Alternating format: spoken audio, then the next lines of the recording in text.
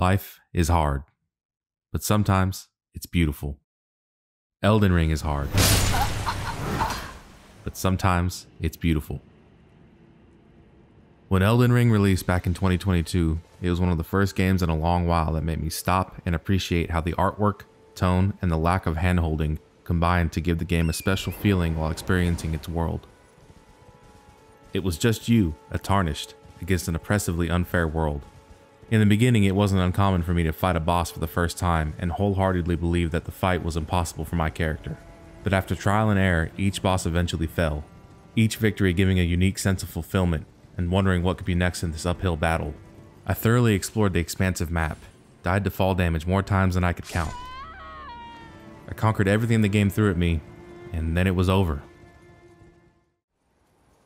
The journey was complete and the New Game Plus journey awaits, which I enjoyed enough to play through 7 times. And so did many of you who have played this game, shown by its average review score of...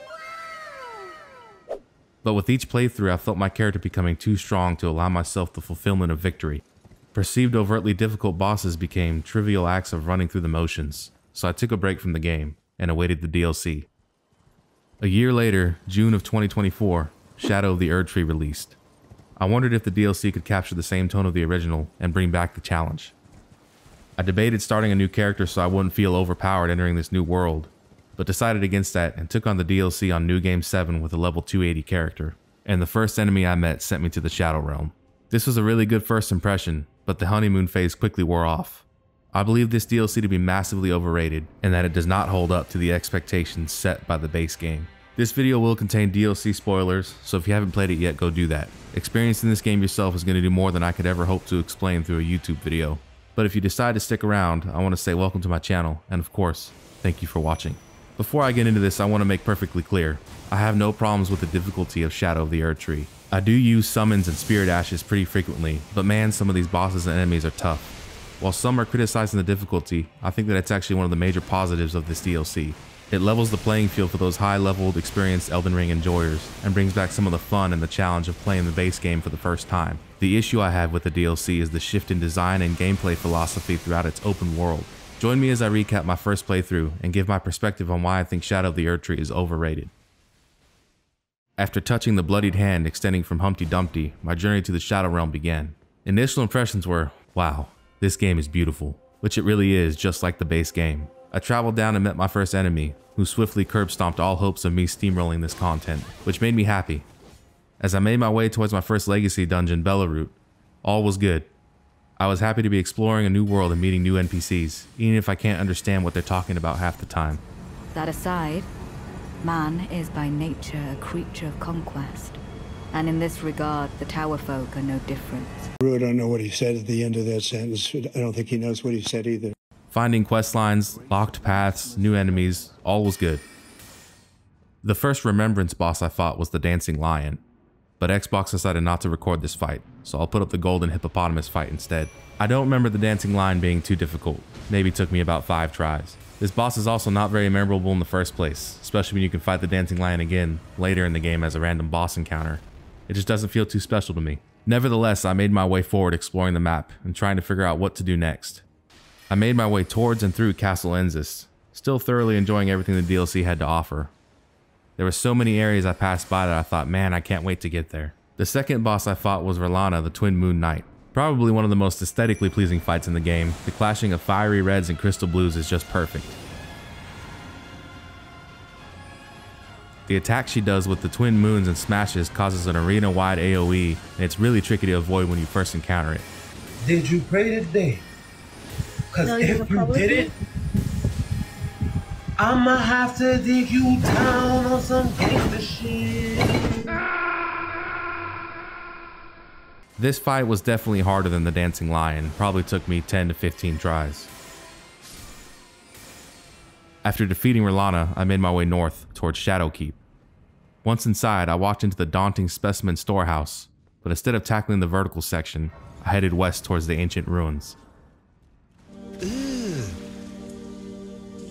Brother,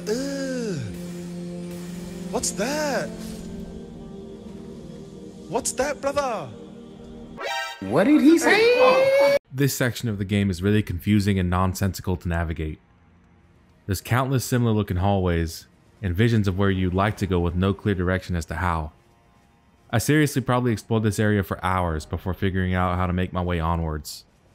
On a side note, fuck these guys in particular. Now that's a lot of damage!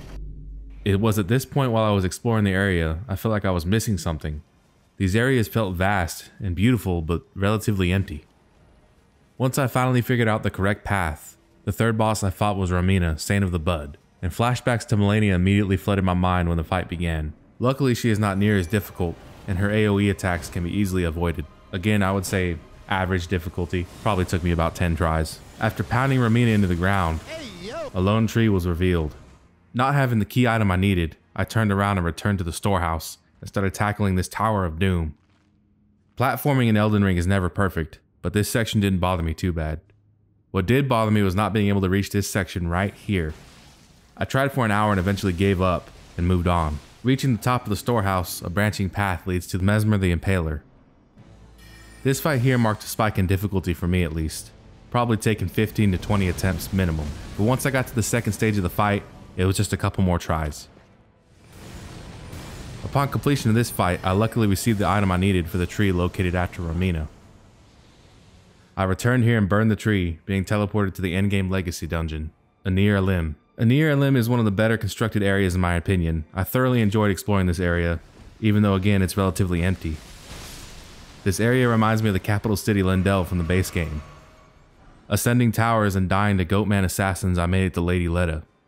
No longer amongst the kindly influence of Mikola, many of the NPCs you had helped on the way here turned against you, realizing our goals and Mikola's will never align. After quickly bleeding them to death, I had reached the final boss of the story, Radahn, consort of Mikola.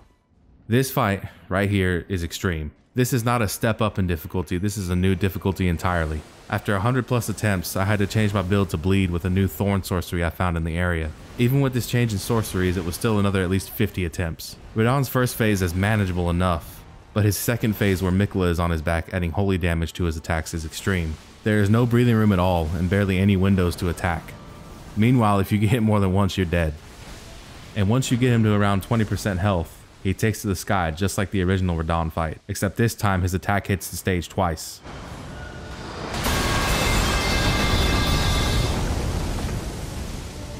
If you can live this, it's a short run to the finish line, if you can find an opportunity to attack. Once you defeat Radahn, you unlock a memory of Mikola talking to Radahn.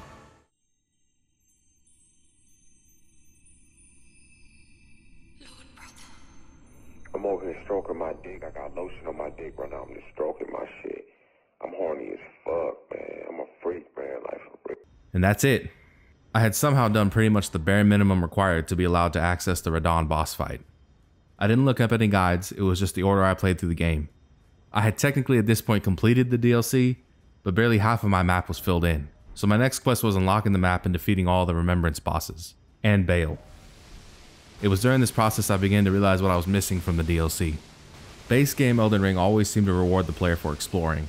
There was a reason to go to the corners of the earth, whether it be a weapon, armor, or a talisman. There was something worth your time. These items are few and far between in the DLC, and when you do find an item, it's usually a bullshit cookbook I won't use. One thing I did find that was interesting was going back to talk to this guy here after completing the game. He has some sad dialogue. My brood is no more. No one comes to visit. Not Lady Leda. Not Father Dane. Not Sir Ansbach. Not Freya. Not Tiolier. Not the Horn's Scent. Where have they all gone?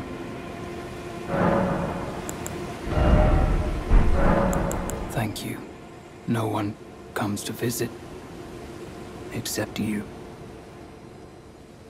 At the point of me writing this, I have conquered all the Remembrance bosses and Bale the Dragon. I have completed as many side quests as I naturally found. And just look how vast these areas are to contain really nothing of value. I would have been happier with a smaller playable area with more content. It seems like they wanted to make the world big, just to say, look at this beautiful open world we created, which I want to specify is true, but it's the content within that world that keeps me coming back. Or in this case, probably won't. On a positive note, I did really enjoy all the boss fights in the DLC, except for maybe Commander Gaius. This guy sucks, but everybody else was actually fun to fight, especially Bale. Aigon made the fight so much better though, honestly. Curse you, Bale! And that's the thing, the DLC is not bad, but being the follow-up to Elden Ring, I feel like it should be held to the standard that the base game sets. A beautiful open world that's fun to explore, versus a beautiful open world that's fun to look at. Also, I feel like FromSoft built the DLC as confusing as possible to navigate, just to pad the time it takes to explore. The Abyssal Woods not allowing you to use your steed, and having to sneak my enemies was a terrible choice in my eyes. The artificial padding of length wasn't a huge offense, but once I think about it this way, it really paints some of the game in a negative light. Like really, having the markers on the world map showing you where the location maps are is useless when the route you have to take to get there is so confusingly backwards. And even sometimes when you do have the map, getting to where you're trying to go is overtly difficult. Like getting here on the map for Ymir's quest. You might think you'd have to go somewhere here, or maybe even here. Once I finally gained access to this part of the storehouse that I mentioned earlier, I was sure I was finally on the right path to this part of the map I was trying to reach. But instead I met this fuckhead Gaius I talked about earlier. And after putting him down, I thought, okay, now I can finally get over there. But even then I couldn't find the right way. I looked around for another couple hours before finally giving up and looking up the answer. And what you're supposed to do is grab this emote, go to the room before the Gaius fight, and use the emote in front of the statue. Yes, really. I felt mad at myself for looking at the answer. But as soon as I read it, I felt mad at myself for not looking it up sooner. And that's just one of the few times I didn't have fun exploring the DLC. Now I really want to clarify, just because I think it's overrated, that doesn't mean it's bad. I just don't think it's the holy shit this is perfect that everyone seems to be praising it for. One last thing to really paint the picture I'm trying to show. Look at this interactive map of the base game. All items and locations are marked. And compare it to the DLC. Look at a few areas like where these fingers are. There's nothing here. And look at the area where we fight Bale. This is a huge chunk of the map to have relatively nothing going on in it. While the base game felt like it had quality and quantity, it felt like the DLC favored the latter. Now, if you think this is a hot take and this is the best DLC for a game ever created, let me know in the comments. I'm sure I'm going to get a lot of hate for this, but it's just what I felt going through this. There was something missing as I played this. It's like I said earlier, in an open world setting like this, it's the fun, it's the exploration, it's the items, it's the dungeons that make me want to come back. And this world doesn't have that like the base game does. If I had to rate this DLC out of a 10, I'd probably give it a 7. Let me know what your rating is in the comments. And again, thank you for watching.